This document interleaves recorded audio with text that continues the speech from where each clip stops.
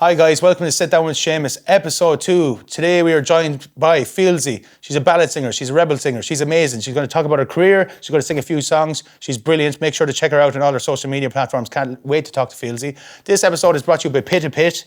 It's fast food, but it's fresh, it's healthy. Make sure to check them out. Smoothies, rice bowls, they've got it. Make sure to check them out down in Blackhall.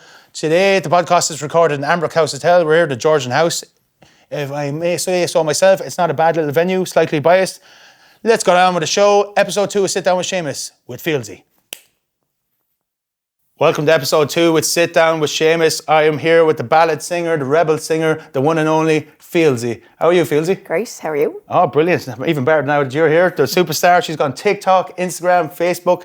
In August, she's in Mullingar supporting the Wolfe Tones, I believe. Correct, yeah. And this is the final year, the Wolfe Tones. They're retiring this year after 60 years, I believe, of performance. Is that right? Yeah. Amazing. How does that feel, just to start off with? How does that feel to be supporting the Wolfe Tones? Oh, amazing. I mean, it's always been on the bucket list, and now that I get to do it in their last year, is incredible. That's amazing. And you can find them tickets online. That's the Lakeland, I believe it's called the Lakeland Sessions. There's 2 days.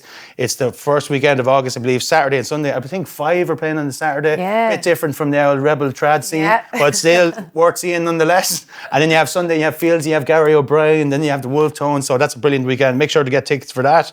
So just to talk about your early days, you grew up in Dublin. That's correct. Yeah. Whereabouts in Dublin did you grow up? North side, Artane. North side. Till I was 19. And didn't join the band? No, I didn't.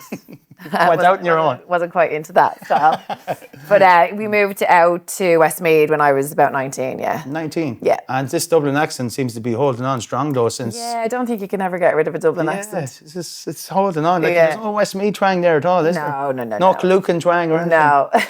So moved to Westmeath when you were 19. Yeah. So obviously you did most of your school years in Dublin. Did all my school years in Dublin. Yeah. And then, my mum and dad decided to sell up and move. Where else would you move to be fair? So it was like, well, you're 19, you can come or stay. So I was like, well, don't want to have to support myself, so.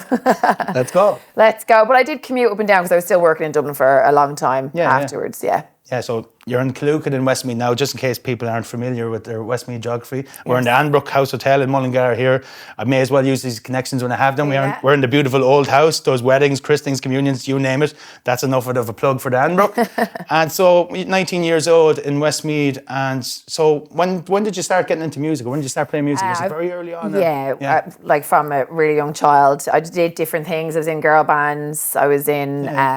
I did lots of stuff for DJs and producers and things like that. I spent a lot of years in studios more than playing live. Yeah. And then, roll on, I think I was 27, we moved to Australia. And I went full mode into joined a band and did the whole live stuff and toured. And so from then onwards, it was just pure... The goal was to do a full-time, and here I am. Okay, so 27 is when you moved to Australia, was it? That's right. Yeah, so these few props here, look, we have a beautiful Australia, the beautiful land book that I just pulled out somewhere. We have a boomerang, and we have a little, I don't know what we're going to call him. We'll call him Jay, just for the sake of this episode. Some people might get the joke there. But so you moved to Australia, you were 27, I believe. Sorry, I wasn't 27, I was 29. 29? Yeah, 29. 27, a bit of that. And you moved to Western Australia, I believe. Yeah, WA. And so you had your bit of music in Ireland, so this is when you fully went at it and pursued it. Yeah, well, I probably took about 2 years to settle, with kids and things like that. And then as soon as I felt ready, I started a band, Yeah. And you started a band and obviously did that for a while. And then when did you decide, I'm going to just pursue more solo I started doing solo stuff while I was still in the band. Oh. So the band ran for about 7 years. Oh, wow, yeah. Maybe 5 years into it, I picked up the guitar and... just self-taught myself that, I never played before.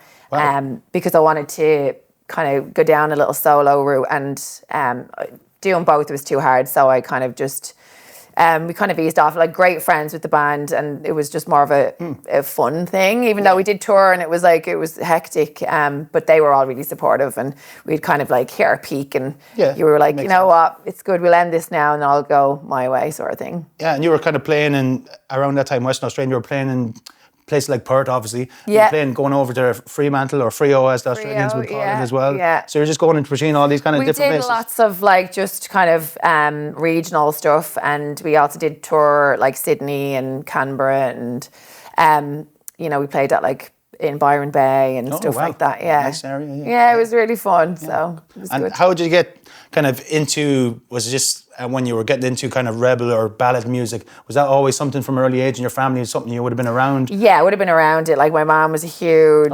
rebel music follower, and from when I can remember, we were like listening to the Wolfe Tones and the Dubliners and Furies and things like that. And even when I brought my kids over to visit, she would have them at the like breakfast table, and Grace would be playing in the background or whatever, and she'd be telling them the history and stuff. So yeah, it was huge for me growing up. However, I didn't really play. I was in a rock band that was rock, and I wrote all of my own originals during that time. And then when I picked up the guitar, I started to get just more of a natural kind of Celtic flow. It just kind of came more natural while I was playing guitar myself. Exactly. But still, I was only doing originals, and I did that for a couple of years. And then when I came back to tour in Ireland, that's when I felt like a real urge to, get the ballads and the rebel songs, but only in Ireland. So I used to always be asked to do it in Australia, but I never wanted to be seen as a novelty Irish act over there, so I just refused to do it. But then I knew I was kind of like going to move home. I had planned to do a tour, like a teaser tour, which I actually did, of just Irish ballads and rebel songs, just to kind of see if that's kind of what I really wanted to go into. As much as I loved them, I just kind of wanted to see what that transition was like, and it was incredible. So here I am. That's brilliant. And so, like, I think originally you were only kind of planning to go over to Australia. Obviously, like a lot of Irish people, I was born in Australia as well, so I have an Australian connection as well. But for a lot of Irish people, it was like due to economic reasons was one of the main reasons going over there. Like a lot of people went between 2008, 2010, them years. So originally, I think you were only planning on maybe just going for a few months. Well, no, we decided that we were moving like 2011. It was like sink or swim, kind of like, work was gone. And like with kids and things like that. And we just wanted it like a easier life, I guess. And kind of never really said, right, it's going to be forever, but will definitely be for a long time. Nobody believed us. They thought they'll be back in 6 months, that kind of way. But no, it worked out really well. And I think having young kids at the time helped, because like it just kept us so busy, and you had lots going on and lots to do. So 12 years rolled by and it was like gone, So 12 years. 12 years, wow. yeah. No, that's brilliant. And just to talk about, I remember you talking there just about rocky, kind of playing rocky kind of music. What would have been your kind of favourite bands growing up, or even now, what did you listen to? Like what would be the influence in terms of rock music and stuff like that? It was definitely like more pop rock sort of stuff, like One Republic and Imagine Dragons and things like that. During that time I loved. But I listened to such a huge variety of music, from like pop to rock to R&B to reggae, anything, ska, just loads of different influences growing up. But definitely like my biggest influences as when I was younger, like the first music that I properly heard was like the Irish ballads and rebel songs and Christy Moore and things like that. Krista Berg, even my dad was a huge fan of, Yeah, exactly, his favourite song. But so they all played a huge part, but they didn't really come in until like way later on. But it's funny, like just them early memories and them early songs we listen to, it's how much they can affect our taste and stuff, like stuff that you learn from an early age and stuff that you hear from an early age. Like you're probably dancing around the kitchen to say a Wolfe Tones song. Now in August you'll be playing on the same stage as them. So that's it's bizarre. It's like a full circle moment. Yeah, it's crazy. It's kind of like a manifest it, Yeah. Without even realising. Yeah, like subconsciously you did it. That's amazing. But so what year then did you kind of decided we're gonna move back to Ireland now? Well, there's many factors in that, really. I was coming back every year, if not every second year anyways, and I was playing shows, originally my own stuff, and then I came back and I did a tour in 2022 after COVID, everything had opened back up and stuff like that.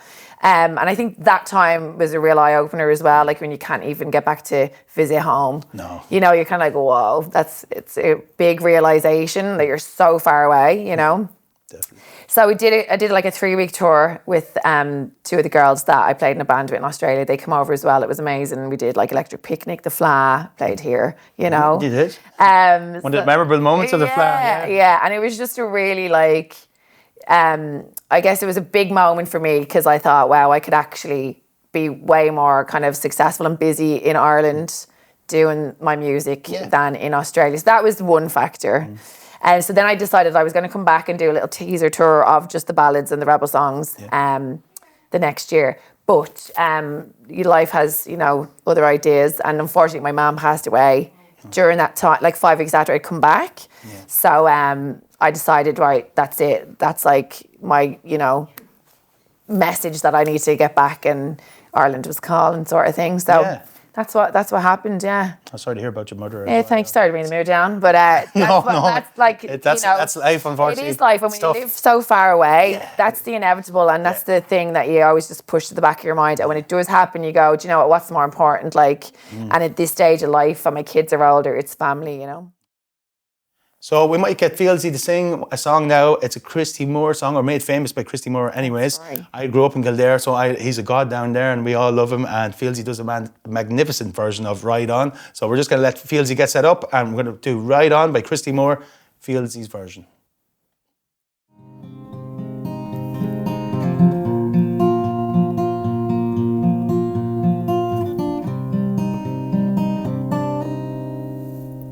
True, you're right, the finest horse I've ever seen, standing 61 or 2, with thighs wild and green. You ride the horse so well, hands light to the touch. I will never go with you, no matter how I wanted to. Ride on, see you. I will never go with you, no matter how I wanted to. Ride on, see you. I will never go with you, no matter how I wanted to. When you ride into the night without a trace behind, run your claw along my good one more time. Turn to face an empty space where you used to lie, and look for the spark, the light, the night, with the teardrop in my eye. Ride on, see you.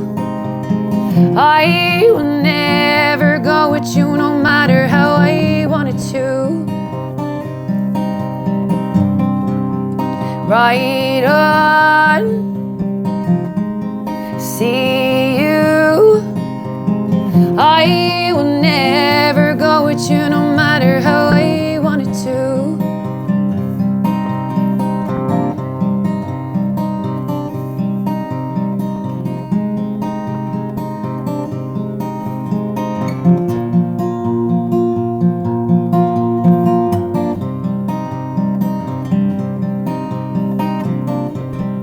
Ride on,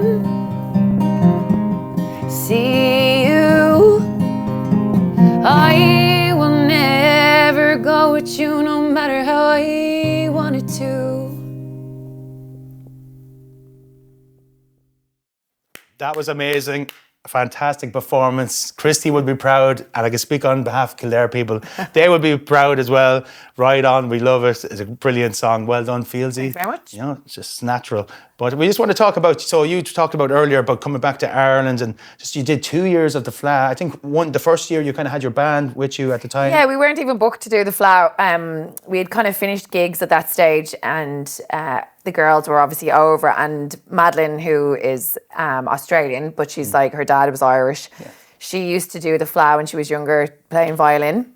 All right. And she hadn't been since she was like 14 or whatever. So I was like, right, you have to come down. So we just kind of rocked up and had a chat with Paul, I think it was. Oh, Paulie Martin. Paulie Martin, yeah. Famous local musician. Plug for Paulie. He was like, I'll try to get you. He's just getting his voice, not to interrupt. I know, he's just getting his voice back, and he's singing a lot lately again, and he's picking it back up. So I think he's nearly finished his road to recovery. But all power to Paulie, and best of luck to him. Yeah. And Paulie's kind of helped you. So he got us a little gig here. I think your sister it was. Yeah, it was flat. The schedule was full. Yeah. But then she was like, "No, we'll open the stage earlier for you guys." So she did. Thank you. So that was good fun. And then Marty Mulligan got us playing outside the Arts Centre, and it was such like we just winged it, and it was phenomenal. Yeah. So that was good. And then obviously I reached out to you for the last year. Yeah. I played 4 or 5 shows. I think 4 in the finish up. Yeah, as far as I know, 4. You were rocking the Marquee, you were rocking the Guinness Centre. That's right, yeah. And how did you feel them shows went, and how did you enjoy the experience? Yeah, sure, they were like full houses each one. It was crazy. No, I wouldn't expect anything less from the Fly, but no, it was brilliant. Yeah. Well, Fieldsy draws a crowd. We know that at this stage as well. I just moved back, so it was kind of like the first set of shows. So it was crazy. How has it been back in Ireland? Are you enjoying it so far? Yeah, loving it. It's not 10 months, I think now. Oh, 10 months. Yeah. Wow. You wrote a song about kind of being. When you were over in Australia, I assume when you were that homesick, the song was called Home. Could you just talk to me about that song? And was that just, it was kind of just channeling your emotions at the time of homesickness? It was during COVID. Yeah. And I thought, wow, this is crazy how homesick you get when you know you can't actually go there. Yeah. Like I'd never been homesick it was like 11 years at the time. Yeah. Obviously I missed everybody, but I never had that like urge to go home. So I was like, I'm going to write a little song about it. And that's how Home came about. Yeah. No, it's a brilliant song as well. And in some ways, for people abroad, I think it gives them, I don't know if it gives them comfort or something. Yeah. I know a lot of people, Irish people, when they're in Australia, they listen to I Wish I Was Back Home in Derry and Christy Moore songs like that. Just give them that reminder of home, and it kind of acts as like a bit of comfort to them. It does, definitely. That song is beautiful and lovely chorus. Yeah, I do get a lot of people reaching out about that song. And then I'd written one coming home, which is called Packing Up My Bags. Yeah. And it's about leaving Australia to come home. And again, a lot of people relate to that because it's just a constant flow of like people coming and going, you know? Exactly. And so we have a lot of young people that now say they're coming up to their, like filling out the CA form or deciding what they want to do. Would you recommend Irish people to still go and travel to Australia if the chance... Absolutely. If the chance presents itself. 100%. Yeah, just definitely. go for it. Just go, even if you last 3 months, you've gotten out and seen a bit of the world, you know, that kind of way. Australia is fantastic. It's one of the most beautiful places, beaches, and, it felt like I was on holidays for 11 years, to be honest. With the sun. Especially in Western Australia. Yeah, exactly. Good weather. Great weather. Just the Western Australia Tourism Board would be happy with that. Yeah, no, it's fabulous. It really is. Yeah. But obviously, be realistic. You're so far away. Yeah. It's very expensive. Yeah, exactly. You're going to miss your family. So if you're, I always say take one day as it comes. Like, don't plan to be there forever. Just say, I'm going to do 6 months, and then after 6 months, reevaluate. Because it isn't for everybody. No. There's lots of people that go and they actually hate it, but purely because they're so alone and it's so far away. Yeah, and sometimes you just have to try it and see what suits you as well. Exactly. Yeah, so I wanted to talk to you also about, you did a song and a video and I think a photo shoot as well, where you kind of just, in a literal and metaphorical sense, you were kind of bearing all, you kind of wanted to show that maybe sometimes female singers, people focus maybe too much on their looks. Would that be right to say? And what was kind of your thoughts behind that? Was this the spoken word piece that I did? Actually, that just, usually I don't really care what people think ever. I actually don't. And that came about because we were playing a gig in Australia with my girls, and we make posters that are, whatever we want to do. We might be like clantily dressed or whatever, kind of sexy and whatnot, because we're, females and we want to look hot. And we were at a gig and a lady came up, a lovely lady, and she was talking to myself and Madeline. And Madeline is the violinist, Madeline Antoine. And she's like red hair and she's so pretty and she looks really like, polite, and she is all of those things. But this lady came and said, oh, I saw your poster and I just thought, oh, these girls would be trash. Like, to our faces, I was like, wow, you are confident. You know what I mean? But then she goes, But then I decided to come anyway, and you like actually like blew me away. You guys were amazing and stuff like that. And I kind of just like let that stuff go over my head. But Madeline was like, excuse me? Like she just got so defensive and really angry about it. And I was like, take a breath, it's fine. So we were chatting that night about it. And I was like, do you know what? You're right. Like, it's crazy how much internalized misogyny is in like the female community. And it comes out in things like that. And I thought that night I literally just sat up and I wrote that whole entire piece. Yeah. Just to kind of, I think just to bring it to people's attention. Some women don't even realize that they have, you know, it in them, you know, and it'll come out in like just jealousy or like talking about somebody's appearance. And, you know, and you really have to just ask yourself why you feel that way, because it is your own problem. It's nobody else's. Yeah. So yeah, that's where that came from. I just thought I would like, you know, put it out there. And yeah, that video, the first time I released it, because it was in 2021, had like 6 million views. Wow. On Facebook, which is 6 million. Yeah. It's more than the population of Ireland. I know, it's still there. It's hectic, like. But obviously with a video like that, message there as well. Yeah, and I thought it would be like symbolic doing it naked. You know, obviously you can't see anything. You know what I mean? But when you do just that, to put a disclaimer there as well. When you do that and you put it on Facebook, it brings out every sort of creep. I can imagine. But I use that to my advantage. It's like, well, I'm getting the views. I don't care who's looking at it. You know what I mean? Yeah, and the message behind it all is. And the message is hitting the right people. That's all I care about, you know? Yeah. And you do seem to have fun with your social media a lot. Like, I know you're on Instagram, Facebook, TikTok, but Instagram stories, you're kind of showing your life and you're sharing kind of something that you Too much. You're showing something that you find humorous. Yeah. Or even if somebody, as we all know, somebody might write a comment every now and then. It's just ridiculous, as we know. Yeah. That's the way of the world. But you kind of take it in your stride. And because I'm too old to care anymore. Like, if that was in my 20s, that I would be losing sleep over what these strange people on the internet are saying, right? But I think as you get older, like, my tolerance is just like zero. So I don't care. And I kind of made like my mind up years ago that I will only be offended or insulted by somebody that I value. Yeah. Like, that's the only way you actually can be insulted or offended. And I don't value strange people on the internet, you know what I mean? It's the complete opposite. So I take it now and I like make fun of them or like use it as content, you know, that kind of way. Because my Facebook is monetized. So all of the times that these people comment and view, I'm getting paid. So I'm like, you work for me for free. You know what I mean? That's the way to work. So thank you for your service. So you're telling me you don't trust user 1, 2, 3, 4, 5, 6, 7's opinion? I don't take it to heart, no. If you see too many numbers in a username, it's generally... And there's never a profile picture, you know what I mean? Miscellaneous. Yeah, but that's probably a good message or a good motto for people using social media. It's not to take these opinions seriously. And sometimes, obviously, like, you know, people get mature as years go on and all the rest of it. But for young people especially, it's probably a good message to say, do not take some of these, as you say, if it comes from a place of value or somebody you trust, or like, respect. Yeah. Not somebody, like, as you say, doesn't have a profile picture. They have about 20 digits in their profile, you know. And they're spending 20 seconds writing that and not thinking about you again. Yeah. And you might go home and spend days thinking about that 20-second, like, somebody typing their crap out online. So yeah, don't do it. There's 8 billion people in the world. If a couple of them don't like me, I don't care. Or get them to work for you and make money. Or get them to work for you, exactly. Yeah. Monetize. For free. Yeah. For free. We've heard Fieldsy sing Right On, and now she's going to do a brilliant version of a song that you all know, Dirty Old Town. Fieldy's just going to get ready in a minute or two, and then she's going to sing a brilliant version of Dirty Old Town. Take it away, Fieldsy.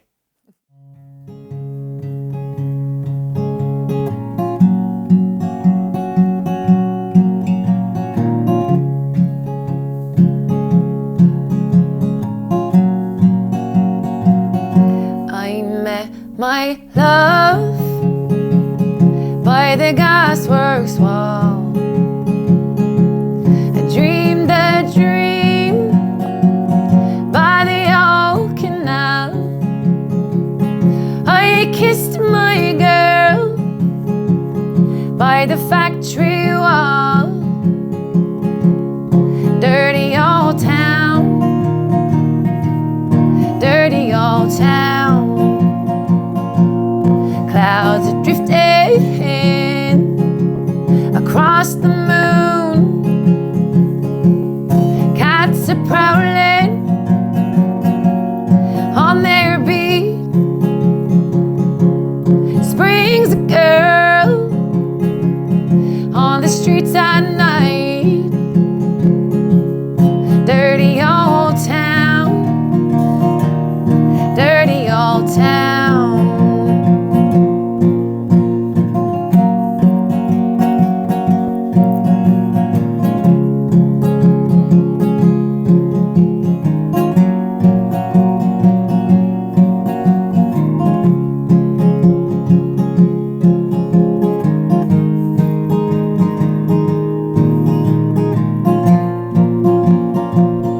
I heard a siren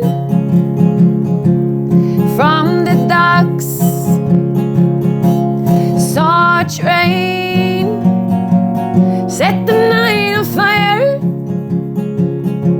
smell the spring on the smoky wind. Dirty old town, dirty old town. I'm gonna make me a big sharp axe, shining steel, tempered on the fire. I'll chop you down like a big old tree. Dirty old town, dirty old town. I met my love by the gasworks wall, dreamed a dream by the old canal. I kissed my girl by the factory wall. Dirty old town, dirty old town. Dirty old town, dirty old town.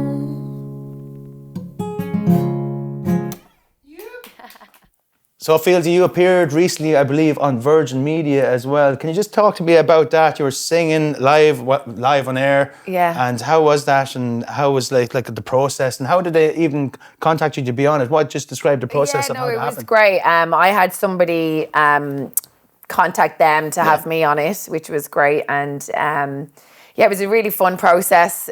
Great team there. The studio was fabulous, and actually it was really cool because it was the Riverdance's 25th, I think, anniversary. So the two main guys were there being interviewed. Oh, brilliant! Yeah. So I got to meet them.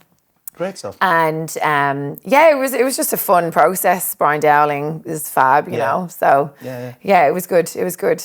Good. So, and would do you want to do more TV appearances in the future? Yeah, we're definitely planning to do a lot more TV and radio and things like that, building up for new music releases and stuff. Brilliant. Yeah. Have you got much in the pipeline at the moment in terms of releases, or what are you planning on the future goals? Is there anything that you're setting your sights on? Or? Definitely releasing more music. I just released a collaboration with another Irish male artist. It was a duet, and that was really cool to write. And I've got some more songs coming out, and I'm producing a songbook show, which will be a tribute to Dolores O'Riordan and Sinead O'Connor. Oh, brilliant! So I'm hoping to have a big band and put on a big show. That'd be amazing. Yeah, as a tribute to two of our most iconic female musicians of all time. That's fantastic.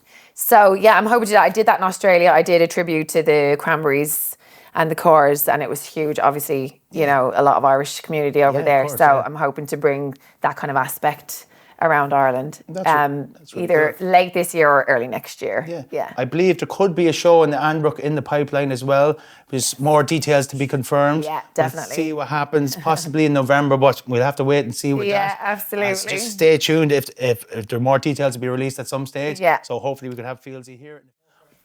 Thanks a million, guys, for watching Sit Down with Seamus, episode 2. We had the amazing Fieldsy. Make sure to check her out. She's touring around the country. Also, check her out on Facebook, Instagram, TikTok. She's an amazing Rebel and Ballad singer. Thanks a million, Fieldsy, for joining us today. I also want to have a huge thank you to our sponsor, Pit a Pit. They're located down in Blackhall.